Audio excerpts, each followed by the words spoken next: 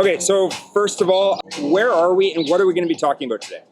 We're in Florianopolis and we're going to be talking about the local real estate market here.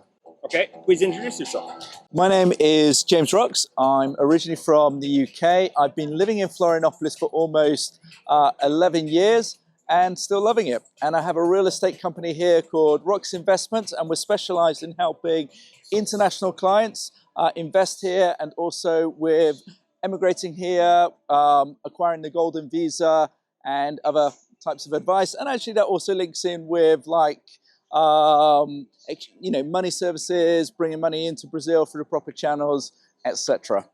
Okay, so we all know that Latin America as a whole has been very popular with foreigners. How has the real estate market been here since COVID up to 2025?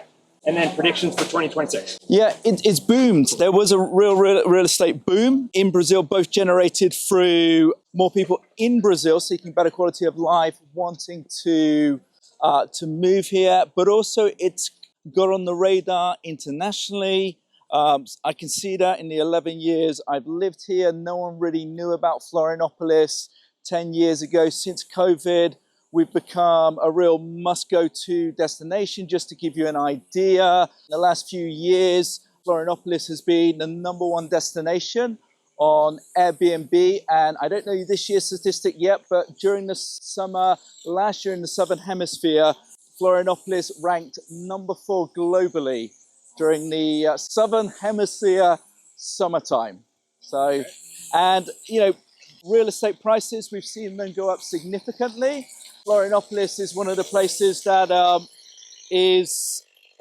would say, has the most valuable square meterage in Brazil. We're probably #4, but this state as a whole, the real estate market is booming. Four most expensive cities, if you like, in Brazil now are in this state. Florianopolis is among them. It's become a very popular place for investing, whether that's into an Airbnb property or relocating for those who are just seeking a much better quality of life. Okay, so you said the foremost most expensive. Is the area that we're in right now one of them? This is the most expensive place in Florianopolis. We're currently in Janeiro Internacional. It used to be a bit of a party capital here in Brazil. It's become more residential in recent years. What can I say? There are not many areas in Brazil that have these mansions that are open. They're not behind barbed wire and electric fences. It's a beautiful neighborhood, well planned, great amenities, very safe, beautiful beach, and it's not too shabby, as we would say in England. Totally. So I have to ask, now that we're talking about the areas, who's coming? Who's coming?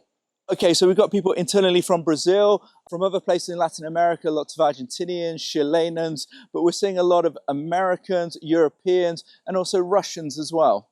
Can we break down the areas a little bit? Yes. The thing is now you mentioned this is super expensive. Mm-hmm. What are we looking at price-wise?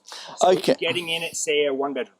Yeah, one bedroom, you're probably looking upwards of R$1 million, so 180,000 USD, or a little more for Janeiro. Okay.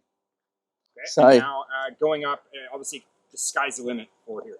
Yeah, there are houses for sale on the beach here for around 40 million reais. So what's that? That's going to be about $8 million. Okay, cool. And they look like they're available because there's nobody in them. It's deceptive. The big houses, you can't all see the people in them. But okay, so now breaking down the other areas. Yes. Now next to us is, and I can't pronounce it. Canas Vieiras. Yes, that one. Yeah, it kind of looks up and coming to me. So it looks, because you can draw a line in the sand. It's a polar opposite as soon as you walk across the line. Yes. So that being said, that probably means that there's going to be a lot of builds. Yeah, no, there is. I mean, certainly in between Canas Vieiras and Janeiro, there's a lot of new building going there. So there's an area where the two meet, Canas Janeiro, and lots of new developments go up and coming there. Canas Vieiras itself is a bit more consolidated. It was the kind of wealth center in Florianopolis going back quite a few decades ago before it became here in Jardim Internacional. But there's a lot going on in Canas Vieiras in terms of giving it a facelift. In terms of other areas, let's focus here on the coast in the north of the island. So you have next to that Ingleses, which is really, if you're looking for an entry-level price in Brazil, in a beach neighborhood, in Florianopolis, in a beach neighborhood that has all the amenities, then Ingleses is probably that place as well. There's a lot of improvement going on there. It's a very big stretch of beach, 5 kilometers. I would say the next area of real interest, especially for internationals, is further down south in Campeche and Nova Campeche as well.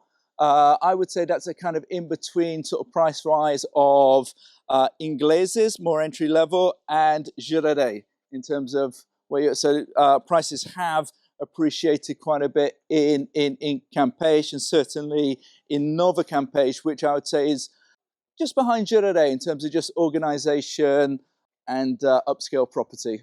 Was this a master plan? Jardim Internacional, yes. I can't remember the office who designed it, but it was an office based out of Miami who designed it here. Notice, what I've noticed about all the different areas is there's a lot of infrastructure. Yes. There's a lot of drainage. Now, if we're comparing this to, say, Mexico or other coastal communities, it's different. No, completely. Yeah, the thing is, when you look at other coastal regions, a lot of the times those beach towns aren't very well placed. Yeah, they're often victim of sort of short-term planning, whereas here had a very definite master plan, and it's worked out. And you see the types of properties that are here now, and the prices that accompany that as well. As well, I think it sort of set the bar for other places in Florianopolis. So other places are starting to get their act together as well. So cool. So predictions for 2026? Predictions for 2026. I think internally the market is already picking up as well from where it is. It's an election year. Usually that means people can hold off in Brazil, like internally in investing. However, it does seem that the market is performing well amongst national buyers. I think that's partly because Florianopolis is such a desirable place to relocate to or invest in. And Brazilians have always had that mentality of they prefer to have their money in property rather than the bank. Another factor as well, in terms of international interest, that just keeps increasing and increasing. So as I've said, since this pandemic, more and more internationals have been looking here. And we are, in our company, we're seeing, particularly as the world's kind of in chaos, more and more people are looking this way. So we're far removed from a lot of what's happening, whether that be North America, Europe, the UK, Middle East. So here is seen as somewhat of a safe haven, exactly. And prices as well, if you compare it to Europe, North America, are still very accessible. So you get a lot of bang for your buck. And it's become a very popular destination, I would say, for people who are more nomadic, who are earning an income somewhere else. That income goes a long way here. Or we see a lot of people who have Brazil connections, maybe a Brazilian spouse as well, and their dream is to come back to Brazil. But also, I would say, seeing more and more, North Americans primarily looking to retire here as well. What are people asking? What are the top questions people ask? Yeah, a lot of people ask about the Golden Visa program. What's the entry? What are the requirements? So that's one of the great things about Brazil. It probably has the most accessible Golden Visa program in the world, starting at R$1 million, which is around 180 USD. So that's a big one. I think people are thinking about backup plans, plan B, having, somewhere where if the world does go to pot, they can, remain here. Another big thing is returns. What kind of returns can they expect on their investment? I would say typically we have some clients who've never been to Brazil, who've purchased here as investors, wanting to test the market. But I would say the majority want to sort of split their time between Brazil, somewhere else, and they want a property that would kind of pay for itself as well when they're not using it. So what are those returns? What are those returns? On average in Florianopolis, you can expect on Airbnb, as long as you position it well, on average 14% a year on that. Yeah, and your rent as well, if you just want something a bit more conservative, I would say that would vary somewhere between 6 to 11%, depending on the type of property as well. Cool. Well, thank you very much. If you're wanting to reach out to him, all the details will be in the description box below. And yeah, thank you so much. No, it's been a pleasure. Everybody.